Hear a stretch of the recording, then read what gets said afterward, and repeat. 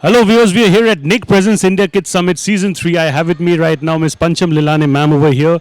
First of all, ma'am, I have to ask you, there aren't too many events that is particularly celebrating kids content in general. This event is definitely doing so. It's there in Season 3. I'm sure you have had a good time inside. What's your take and the biggest takeaway from this event, if I have to ask you that? So the two takes, instead of saying the biggest, I'm going to say first is that they've recognized that kids' decision making is so important in today in any industry. I think the second good thing that this panel did was they invited different people from different industry. Yeah. So a different industry perspective just makes business better at all ends, for sure. Yeah, definitely. You know, ma'am, as far as kids' content is concerned, there are different, I would say in terms of adults, it's like 18 plus or 21 plus, and that's how you bifurcate the, segment your audience. But in kids, maybe there's 2 to 5, there's 5 to 8, 10 to 8 to 16. So how does a content creator create such a content which is appealing to all the age groups of kids? So I'll tell you, in age groups, there are basically 3. It's 2 to 5, which is completely under parental supervision.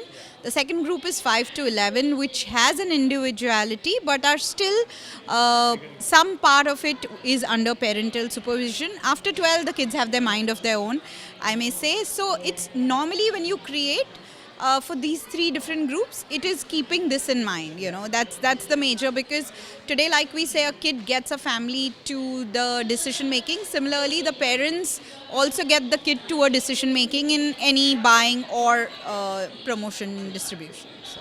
If I have to ask you this thing, as far as the audience is concerned, kids, they are a varied group, and I think the feedback of kids when it comes to their content is really important. So how does how much should a content creator actually focus on the feedback coming directly from the kids when it comes to making content?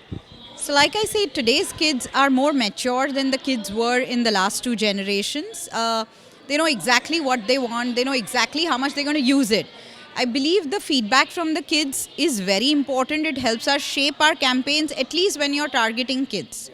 Yes, there is some part which the company or the industry keeps to themselves, is keeping in mind the ethical decisions when you're promoting or marketing to kids. That is, of course, kept towards, but their feedback really affects 60 to 70% of the decision making, for sure.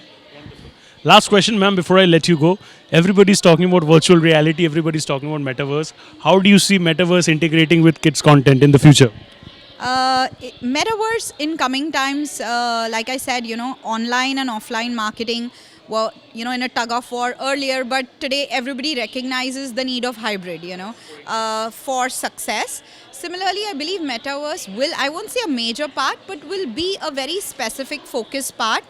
It has a very strong pro and con attached to it, and I guess once we recognize that, and get it into ethical grounds, because marketing to kids first have to see that. So Metaverse, yes, has its pros and cons. We'll have to work on pros first. Absolutely, and hopefully we reach a middle ground as well. Thank you so much, ma'am, for talking to us. I hope you had a good time. I hope you had a lovely time. We hope to see you in the next session as well in the future. Thank you so much. Pleasure.